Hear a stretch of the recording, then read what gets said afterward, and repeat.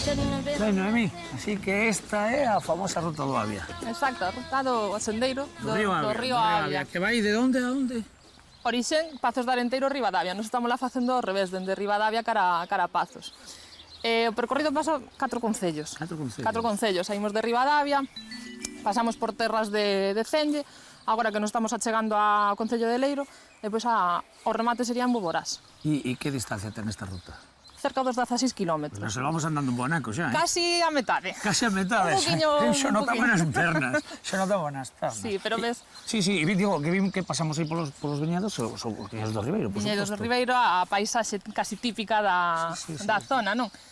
Se nos remontamos a bastantes séculos atrás, falanos Estrabón do século II, que xa se plantaba viñedo, vide, aquí na Claro, porque zona. o Ribeiro parece que sempre foi algo que estuvo aí presente, unha constante, non? Na nosa vida, pero, quer dizer, hai algún momento en concreto, un momento histórico no que se teña constancia de xa se cultiva o Ribeiro como tal? Ese século II propio, porque hai restos de lagares líticos rupestres na zona, Castrelo de Miño, por exemplo, e depois xa, digamos, casi o boom en época medieval.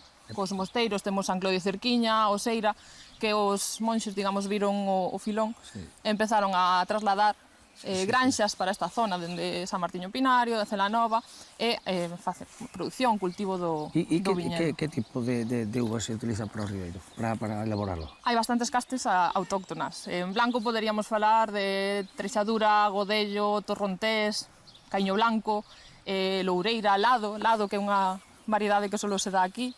En tinto, Caíño Longo, Caíño Bravo, Caíño Negro, tinto. Estás falando xa do Ribeiro, ainda moi cedo, pero xa lle mandaba un bubiño, agora mesmo. Fresquiño, entraba ben, non? Fresquiño, bueno, e agora que temos por aquí algo cerca que ver? Temos a Ponte de San Clodio a nada, 4 pasiños, que é un punto dos, digamos, máis bonitos, máis o referente da ruta xunto con Ribadavia e o Casco. Supoño que está xunguida ao famoso mosteiro de San Clodio. Está o paso que une, era dende e cara o mosteiro, tiñan que pasar por aí. Pois, Imansinas, encantado. Imos. Por favor. Vámonos alá.